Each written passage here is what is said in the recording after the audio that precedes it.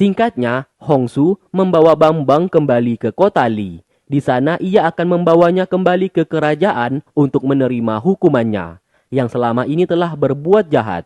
Bambang mencoba melawan sebab tuduhannya itu tidak memiliki bukti. Hongsu lantas menunjukkan semua bukti kejahatan yang pernah ia lakukan. Dengan bukti tersebut bisa dipastikan Bambang akan dihukum mati. Alhasil, Bambang langsung ketakutan dan memohon ampun. Namun Hongsu tidak peduli dan memerintahkan pasukannya untuk memenjarakan ia sementara waktu.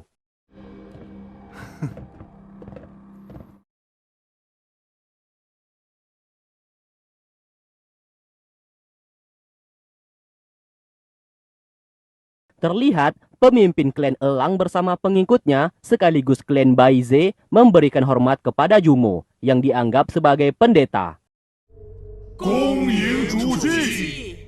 Di sana Jumo menciptakan pohon suci sambil bercerita di saat dahulu kala terdapat 5 dewa perang yang berhasil menyegel monster penghancur dunia. Dan kelima dewa perang tersebut bereinkarnasi menjadi manusia di bumi ini. Tidak lama lagi, monster penghancur dunia akan segera bangkit kembali. Hanya kelima manusia yang merupakan reinkarnasi dari dewa perang yang dapat mengatasinya. Melalui pohon suci tersebut, salah satu reinkarnasi dewa saat ini bisa mereka ketahui, yang diyakini berada di salah satu di antara mereka. Untuk siapa orang tersebut masih belum diketahui, dan nantinya pohon suci tersebut yang akan memberitahukan kepadanya. Setelah itu, An Huai secara pribadi menemui Jumo untuk mempertanyakan siapakah reinkarnasi dewa perang di antara mereka. Di sana Jumo tidak bisa menjawab karena pohon suci sendirilah yang akan memberitahukan kepada mereka. Namun sayang, An Huai bersikeras ingin mengetahuinya sebab ia curiga Jumo sebenarnya sudah tahu, namun ia masih merahasiakannya.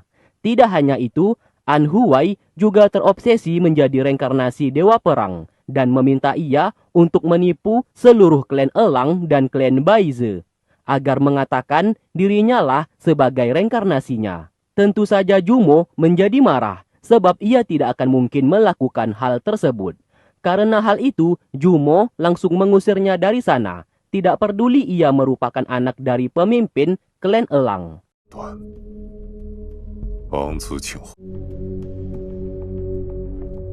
Sementara di kerajaan Yu, Hong beserta para menteri di sana melaporkan kejahatan yang telah diperbuat oleh Bambang semasa menjabat menjadi pemimpin di kota Li. Mulai dari memotong akses sumber mata air di kota Li, lalu memeras uang rakyat, hingga bekerja sama dengan klan Baize, musuh kerajaan mereka. Tuduhan itu diperkuat dengan adanya bukti yang diberikan langsung kepada sang raja. Melihat hal tersebut, Permaisuri menjadi marah. Namun ia tidak bisa berbuat apa-apa karena sudah adanya bukti. Ia pun menjadi malu karena Bambang merupakan keponakannya dari keluarga He. Ia pun lantas meminta Hong untuk membawa Bambang kembali ke kerajaan Yu.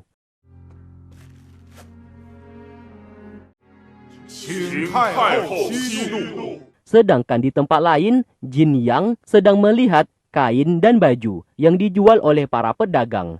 Namun sesaat tubuhnya mengeluarkan sisik yang sangat aneh. Ia pun segera menutupinya dengan kain dan kembali ke kamar. Hal tersebut membuatnya sangat bingung apa yang sudah terjadi kepadanya. Di waktu bersamaan, Jumo mengobrol empat mata dengan Ming. Yang intinya, ia ingin memberitahukan bahwa salah satu reinkarnasi dewa perang adalah dirinya, yang sudah ditakdirkan oleh langit untuk segera bergabung dengan keempat reinkarnasi dewa perang yang lainnya, dan memiliki tanggung jawab menghadapi monster penghancur dunia. Namun sayang, Ming tidak percaya terhadap apa yang diceritakan oleh Jumo, dan menganggap ceritanya itu hanyalah dongeng belaka. Jumo menjawab ia percaya atau tidak itu tidaklah penting. Namun suatu saat nanti Ming akan menyadarinya sendiri. Kembali ke Jin Yang, ia pun dihampiri oleh Ling Jun yang segera menyembuhkan dan mengubahnya seperti semula. 府里上下也就都能放心了呀。 Saat ini, Bambang telah kembali ke kerajaan dan ditanyai kebenaran mengenai kejahatan yang telah ia perbuat selama di kota Li. Di sana Bambang mengaku selama ini ia dirasuki oleh roh jahat, makanya berbuat kejahatan. Bahkan ia juga membawa potongan kepala manusia yang merupakan pelayannya dan menuduh pelayannya itu yang telah memasukkan roh jahat ke tubuhnya. Hong bersama para menteri di sana menyangkal pengakuan dari Bambang. Mereka menganggap tidak mungkin ia dirasuki oleh roh jahat. Sebab menurut catatan sekitar 3 tahun ini Bambang telah menyegel sumber mata air dan memperjualbelikan air tersebut kepada warga dengan harga yang sangat tinggi. Ditambah lagi, bukti tulisan tangan Bambang mengenai kerjasama dirinya dengan seseorang yang bernama Baino yang berasal dari klan Baize, musuh kerajaan mereka. Lagi-lagi Bambang mengaku bukan ia yang menulisnya, melainkan pelayannya yang sudah ia bunuh di sana. Menteri lalu hendak mencocokkan tulisan tangan Bambang dengan surat kerjasama dirinya dengan Baino dari klan Baize.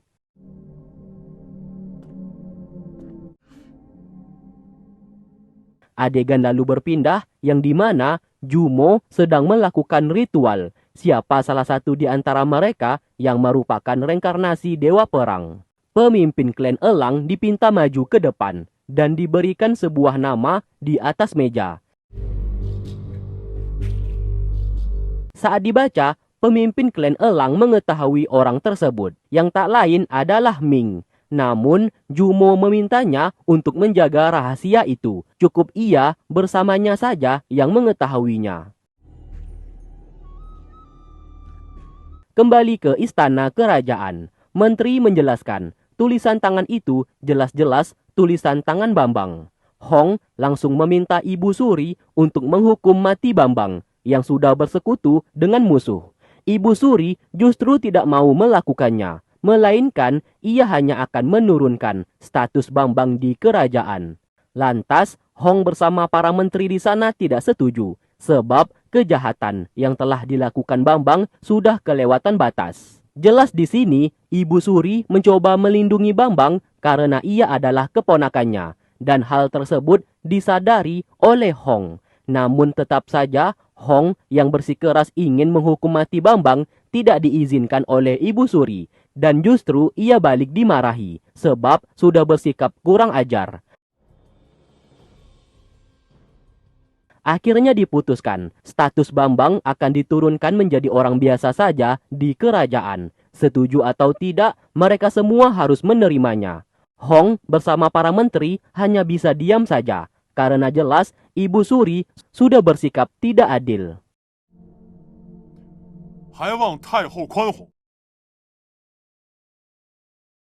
Kembali ke Jin Yang, ia pun bertanya apa yang terjadi kepadanya saat ini dan kenapa bisa tiba-tiba muncul sisik aneh di tubuhnya. Ling Jun lalu menceritakan sebuah kebenaran. Di saat dulu, Jin Yang berumur 8 tahun, memiliki riwayat penyakit parah. Semua tabib mencoba mengobatinya namun sayang selalu gagal. Dan pada akhirnya, Jin Yang meninggal. Merasa kasihan melihatnya, Ling Jun memasukkan roh siluman ke tubuhnya, makanya ia dapat hidup kembali. Maka dari itu, Ling Jun selalu menjaganya selama ini.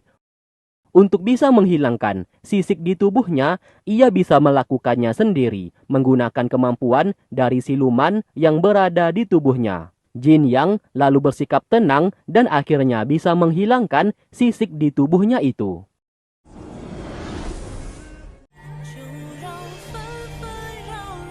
Sementara itu, Hong Yi menghampiri kakaknya dan bertanya hukuman apa yang diterima oleh Bambang. Hong menjawab Bambang tidak dihukum, hanya saja statusnya diturunkan. Jelas di sini, Ibu Suri mencoba melindungi keponakannya itu. Apabila semuanya ini dibiarkan begitu saja, maka cepat atau lambat, kerajaan Yu yang merupakan milik keturunan dari keluarga Baili seperti mereka akan disingkirkan oleh Ibu Suri yang berasal dari keluarga He. Hong meyakini Ibu Suri ingin menjadikan kerajaan Yu milik keluarga He.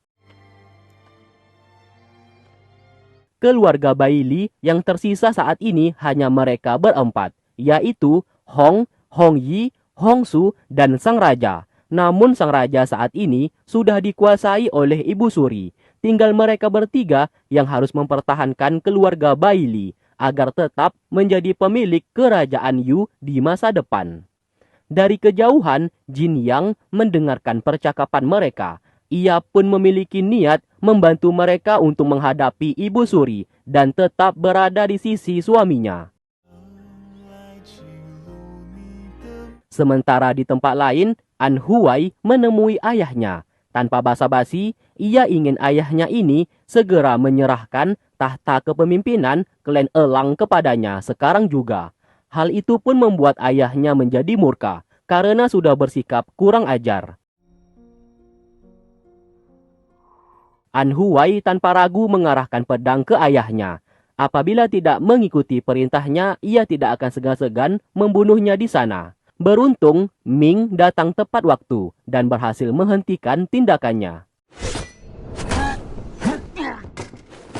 Pemimpin klan Elang yang sangat kecewa terhadap anaknya ini lalu memerintahkan pasukan untuk mengurungnya dan seluruh pengikut dari An Huai harus dibunuh. Tentu saja An Huai tidak terima dan kembali menyerang. Ming segera melumpuhkannya. Di kota Li, utusan dari sang raja membacakan sebuah titah, yaitu Hong Su diberikan hadiah atas keberhasilannya menumpas kejahatan dan memakmurkan kota Li. Ia pun diberikan jabatan sebagai seorang jenderal, sekaligus pemimpin kota Li yang baru. Setelah itu, Hong Su mendapatkan surat dari kakak pertamanya yang mengatakan Bambang tidak dihukum mati, melainkan hanya diturunkan saja statusnya di kerajaan. Jelas di sini, Ibu Suri memiliki niat buruk terhadap kerajaan Yu. Takutnya, Ibu Suri ingin menjadikan keluarga He miliknya menjadi pemilik kerajaan Yu, dan hal tersebut tidak boleh mereka biarkan. Melihat surat itu, Hong Su menjadi kesal, sama saja usahanya selama ini sia-sia.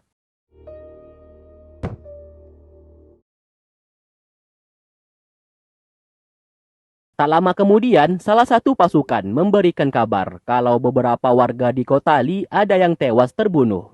Mendengarkan hal itu, Hong Su segera pergi untuk mengecek.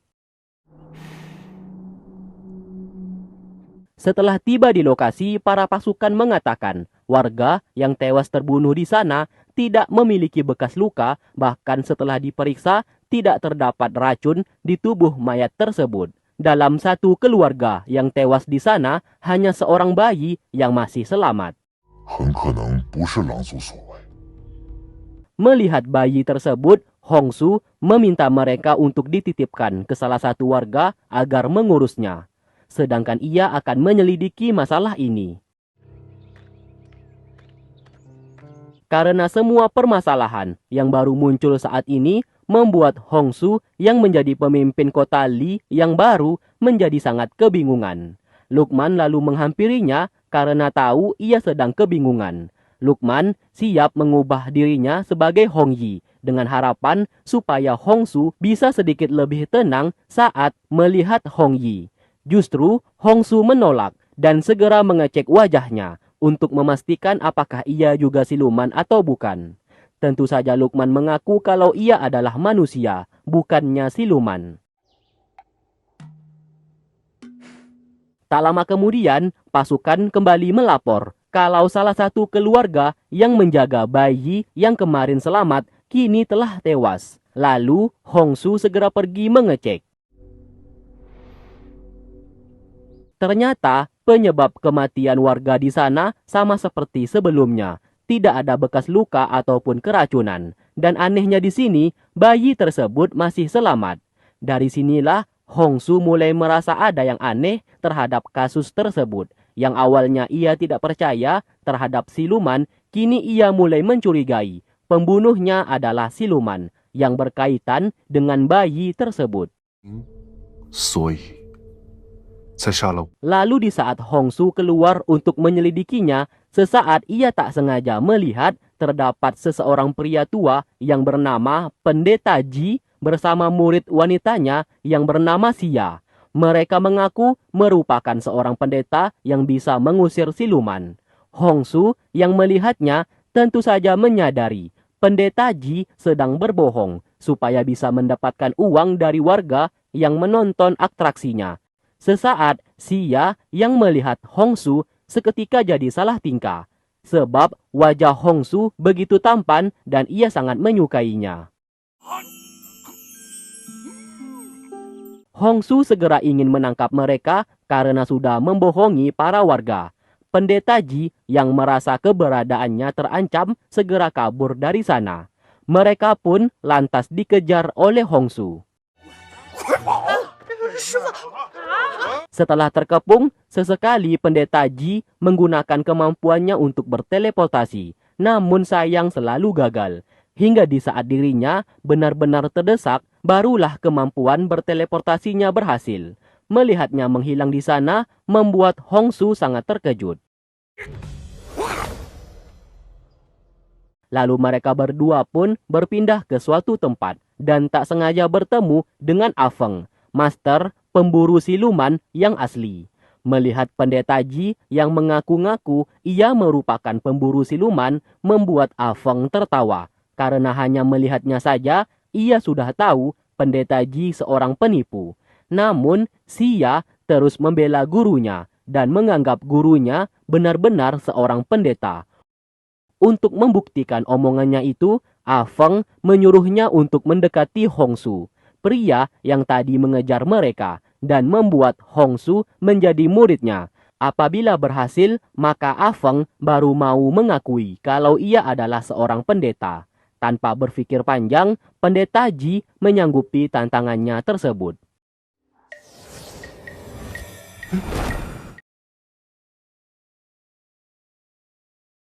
Singkat cerita, mereka berdua pun pergi ke base camp para pasukan Kota Li untuk menemui jenderal mereka, yaitu Hongsu. Para pasukan di sana pun melarang mereka untuk masuk ke dalam karena orang asing. Lukman yang melihat mereka berdua datang ke sana segera melapor kepada Hongsu. Mendengarkan hal tersebut, Hongsu meminta Lukman untuk membawa dua orang itu masuk ke dalam menemuinya. Setelah bertemu, Hongsu lantas bertanya maksud kedatangan mereka.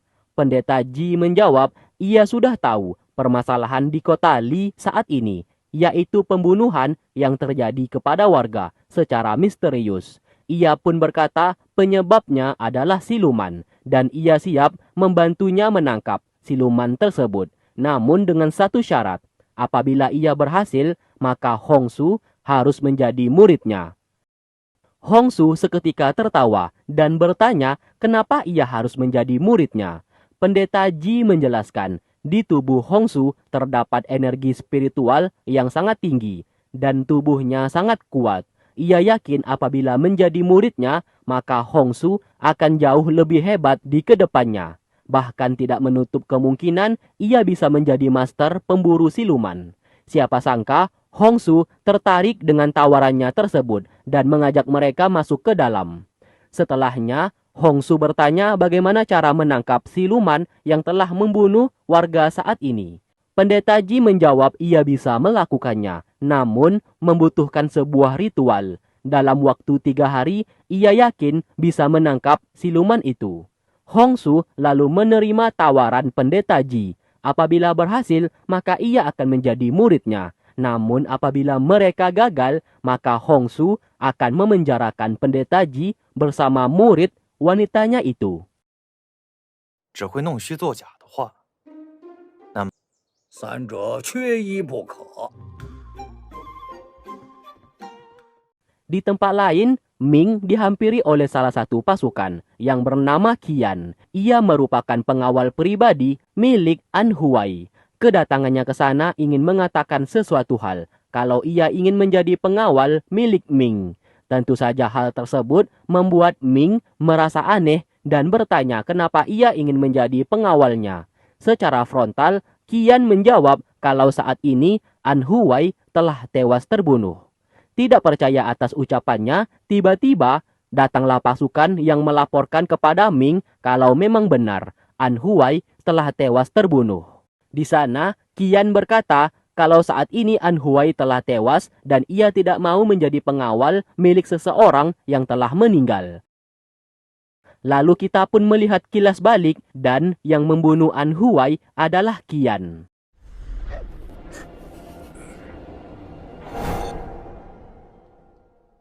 Singkatnya, pemimpin klan Elang memulai pemakaman An Huai anaknya. Di sana ia tidak terlalu merasa bersedih. Mau bagaimanapun juga, An Huai sudah mencoba membunuhnya. Kehilangan anak durhaka seperti itu tidak membuatnya merasa kehilangan.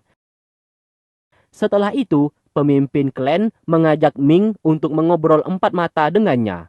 Lalu di sana, pemimpin klan berkata ia menaruh harapan kepada Ming untuk menjadi penerus klan Elang berikutnya. Sebab ia sudah tidak memiliki anak lagi. Ia yakin Ming dapat menjaga keamanan dan kemakmuran klan Elang ke depannya. Mendengarkan hal itu, Ming dengan senang hati menerima titah dari pemimpin klan untuk menjadi penerusnya. 我这一生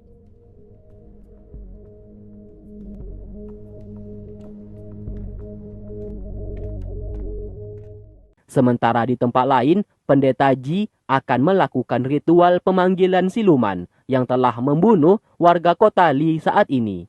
Ia pun menggunakan api di tangannya untuk menciptakan efek api yang mengelilingi tempat tersebut. 可看到贫道红与火的本事了吧？ Setelah itu ia pun mulai membaca mantra yang sangat aneh. Sesekali ia menepuk batu di sana untuk memanggil siluman, namun hasilnya tidak terjadi apa-apa. Dari kejauhan, Afeng lantas tertawa karena terlihat jelas kebohongan yang dilakukan olehnya. Pendeta Ji terus berusaha dengan berbagai macam gaya ia lakukan, hasilnya tetap sama saja. Hongsu yang menyadari semuanya ini tipu-tipu segera menangkap mereka berdua, yang di saat itu Pendeta Ji ingin kabur melarikan diri. Afeng yang kesal melihatnya lantas benar-benar mengeluarkan siluman yang sudah membunuh warga sekitar, yang sedari awal ia sudah menangkapnya lebih dulu. Mereka pun terkejut sebab siluman di sana benar-benar muncul di hadapan mereka. Tanpa basa-basi, Hongsu segera menyerangnya. Sedangkan Pendeta Ji bersama Xia yang ketakutan mencoba kabur dari sana. Namun tempat itu sudah disegel oleh siluman tersebut. Di saat nyawa Hongsu terancam, barulah kemampuan Pendeta Ji benar-benar bisa digunakan. Siluman itu pun segera pergi dari sana. Tidak ingin menyerah, Hongsu terus mengejarnya, namun kehilangan jejak dan justru menemukan bayi yang kemarin mereka selamatkan, yang tiba-tiba berada di sana. Singkat cerita, malam hari pun tiba. Lukman yang menjaga bayi tersebut tiba-tiba berubah menjadi siluman dan menyerangnya.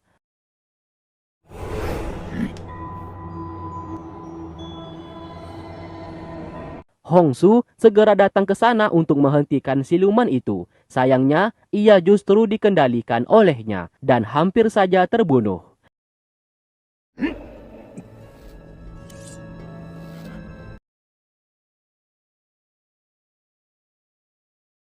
Pendeta Ji bersama Xia masuk ke dalam dan menyelamatkan mereka, sedangkan siluman itu segera pergi.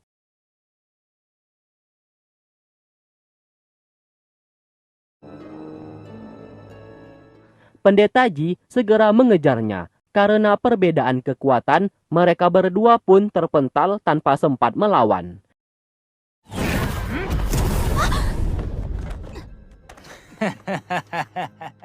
Akhirnya, Afeng datang ke sana dan segera menyegelnya kembali ke bentuk bayi.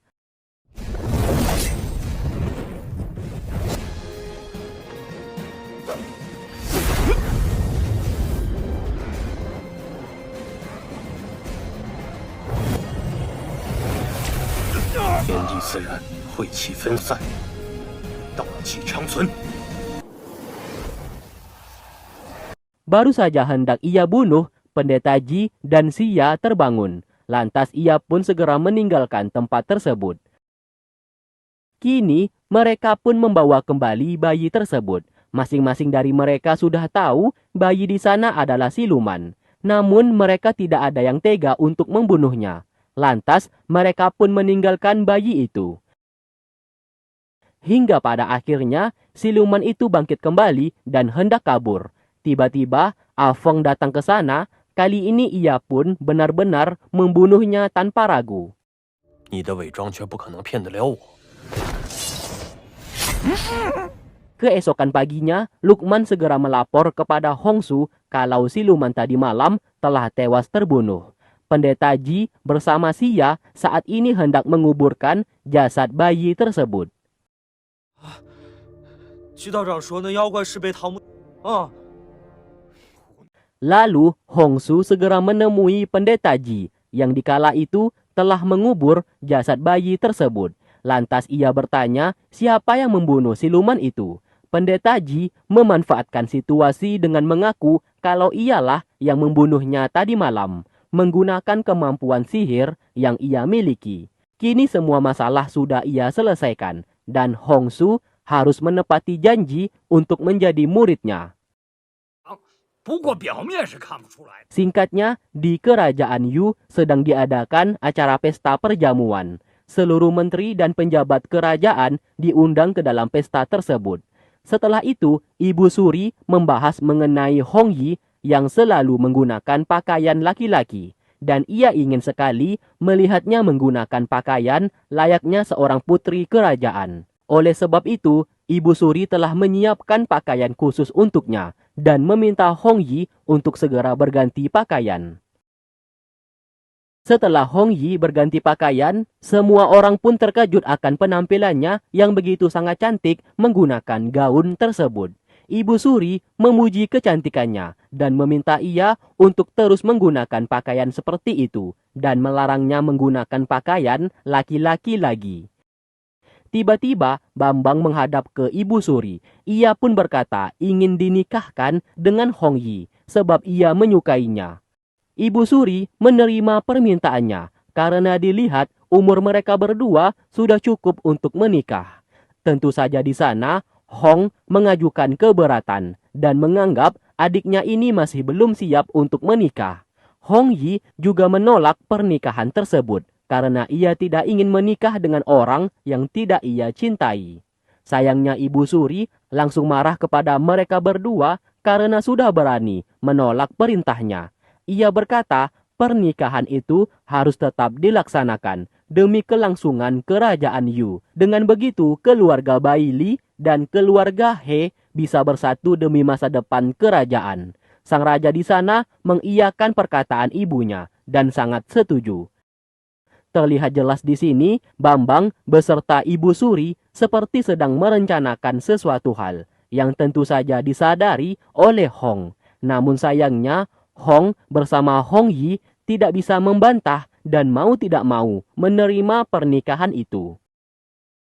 Setelah kembali, Hong menemui Hong Yi dan ia berkata tadi terpaksa menerima perintah dari Ibu Suri sebab ia tidak bisa melawan di hadapan banyak orang. Ia berjanji akan membujuk sang raja untuk membatalkannya dan tidak mungkin ia mau adiknya ini menikah dengan Bambang yang jelas-jelas mereka tahu sifat busuk dari Bambang.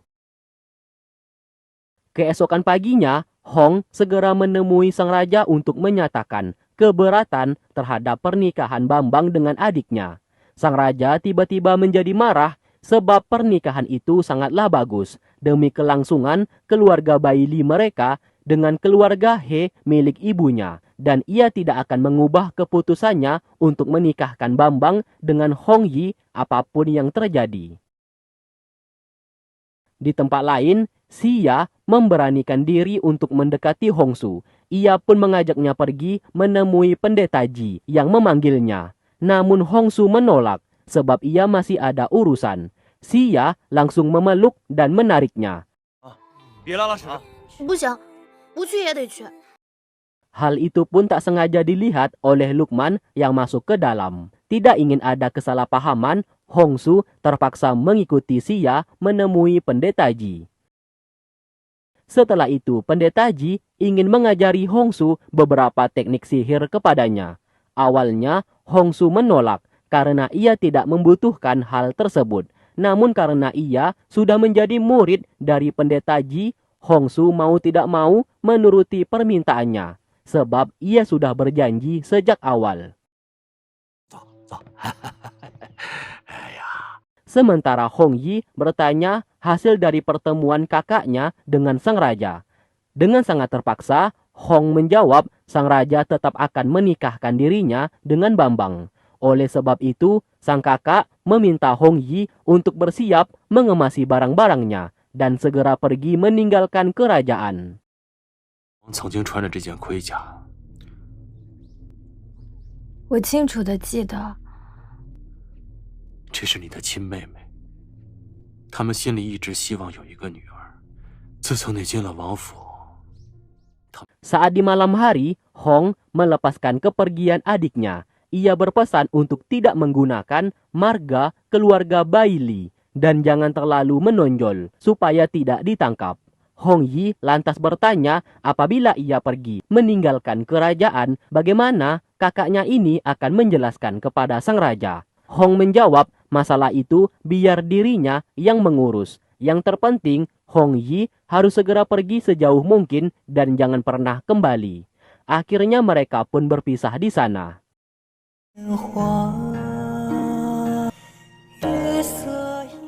Setelah Hong Yi pergi, Jin Yang bertanya apa yang akan mereka lakukan saat ini. Karena bisa dipastikan mereka akan dihukum oleh sang raja.